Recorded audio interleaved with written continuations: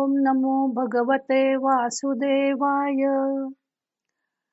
सार्थ सुबोध ज्ञानेश्वरी. लेखन व वाचन सौ मनीषा भास्कर अभ्यंकर, महाराष्ट्र, मिरज 416410.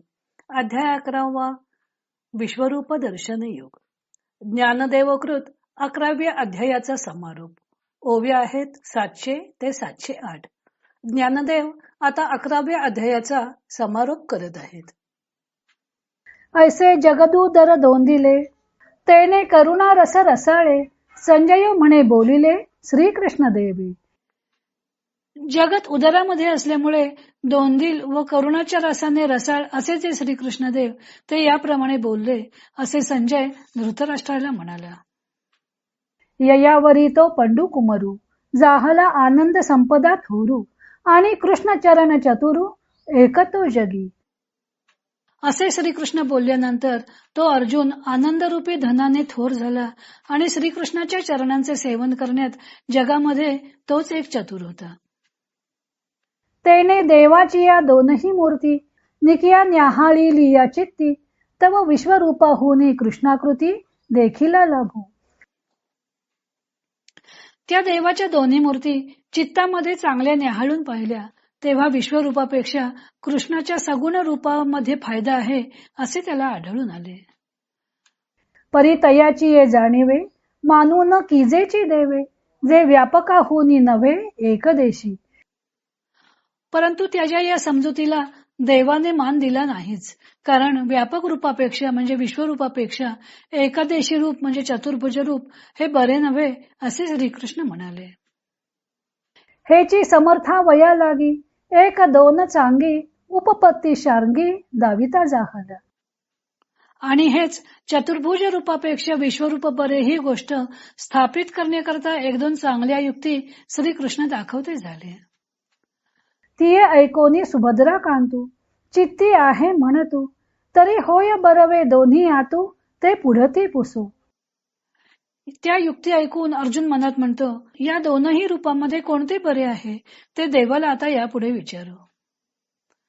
ऐसा आलोचू करुनी जीवी, आता पुसती वोज बरवी, आदरील ते परिसावी पुढे कथा.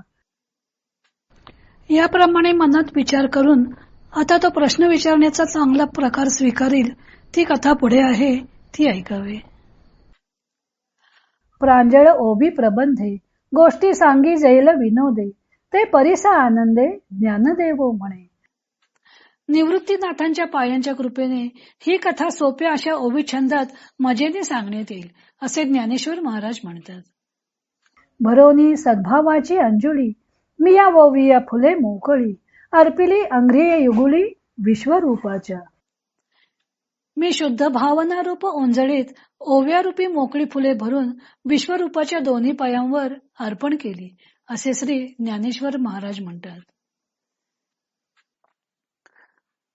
आता ज्ञानदेव 11व्या अध्यायाचा समारोप करत आहेत. सुरुवातीला त्यांनी श्रीकृष्ण अर्जुनाला काय म्हणाले तो सर्व वृत्तांत संजय धृतराष्ट्राला निवेदन करत आहे असं सांगितलंय.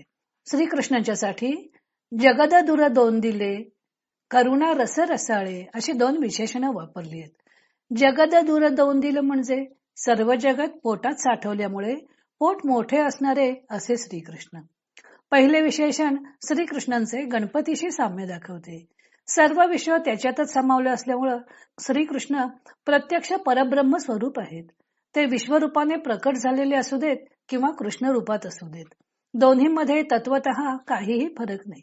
श्रीकृष्ण स्वरूप व विश्वरूप यामध्ये बीज वृक्ष असा संबंध आहे. कृष्ण रूपातूनच विश्वरूप प्रकट होतं आणि पुन्हा ते विश्वरूप कृष्ण रूपातच सामावतं.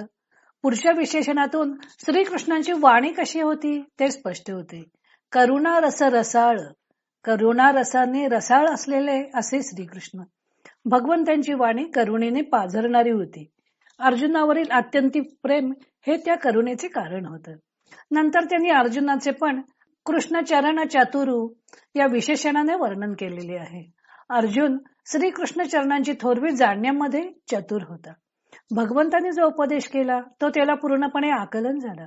भगवंतांनी जे त्याला विश्वरूप दाखवलं त्यातून त्याला श्रीकृष्णांचा महिमा कळून आला. पुढे ज्ञानदेव पुढच्या अध्यायाचा सुतोवाच करत आहेत. पुढचा अध्याय व्यक्तोपासना श्रेष्ठ की अव्यक्तोपासना श्रेष्ठ त्यावर आधारित आहे. हा प्रश्न तरी निर्माण होण्याचं कारण काय? तर अर्जुनाने भगवंतांच्या दोन्ही मूर्ती पाहिल्या, एक विश्वरूप आणि दुसरं कृष्णरूप. तेव्हा त्याला विश्वरूपापेक्षा श्रीकृष्ण मूर्ती अधिक आवडली. व्यापक विश्वरूपापेक्षा एकदेशी कृष्णमूर्ती न्याहाळता येत होती.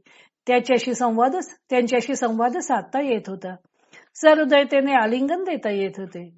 म्हणून तीच मूर्ती त्याला भावली होती.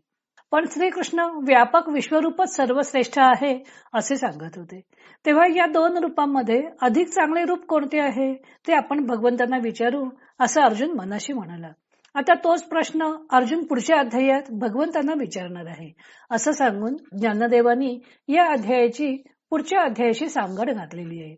हे सर्व टीका लेखनाचं कार्य आपण निवृत्तीनाथांच्या कृपेने करत आहोत असं सांगून त्यांनी आपली विनम्रता स्पष्ट केलेली आहे. शेवटी त्यांनी ओवी रूपी फुले सद्भावरूपी ओंजळीत घेऊन ती ओंजळ त्याने विश्वरूपाच्याच चरणी अर्पण केलेली आहे. इति श्री ज्ञानदेव विरचितायाम भावार्थ दीपिकायाम 11ोऽध्यायः समाप्तः. 11वा अध्याय समाप्त. श्री कृष्णार्पणमस्तु. हरये नमः. हरये नमः. हरये नमः.